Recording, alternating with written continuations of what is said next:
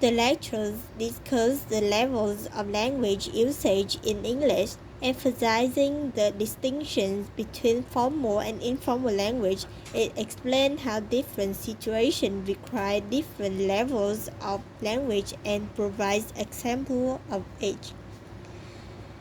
For the first one is definition and context of formal and informal language. People use different levels of language depending on situation. The language have two general categories, formal and informal. Both levels are incorrect in their appropriate context. Formal language is used in academic, professionals, and formal social contexts. Formal language appears in textbook, business letters, and speeches.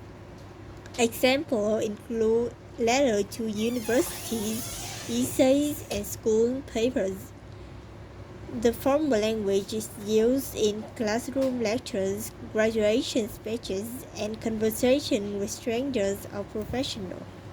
Informal language is used in personal and casual contexts, used in conversation with friends, families, and colleagues.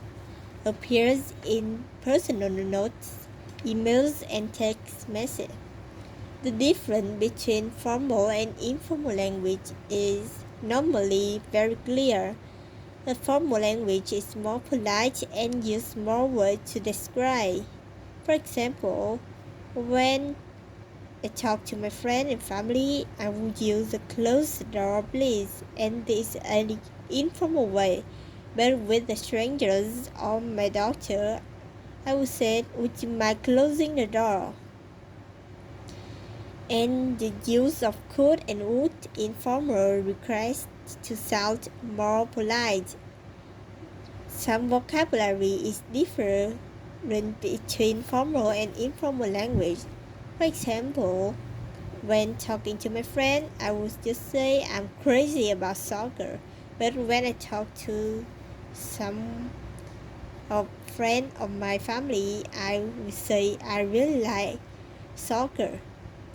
For example, the cop, which is in an informal way to talk with friends and family, and the police is an formal way. And observing and learning formal and informal language is important for someone who started to learn English. The line between formal and informal language is not clear, and people are generally less formal today than in the past. Anyway, awareness of the level is still useful. The non-native speaker can learn the least difference by observing. For example, observing how TV news reporters, professors, and doctors use language, and compare it to the language used by the classmates, teammates, and family and friends.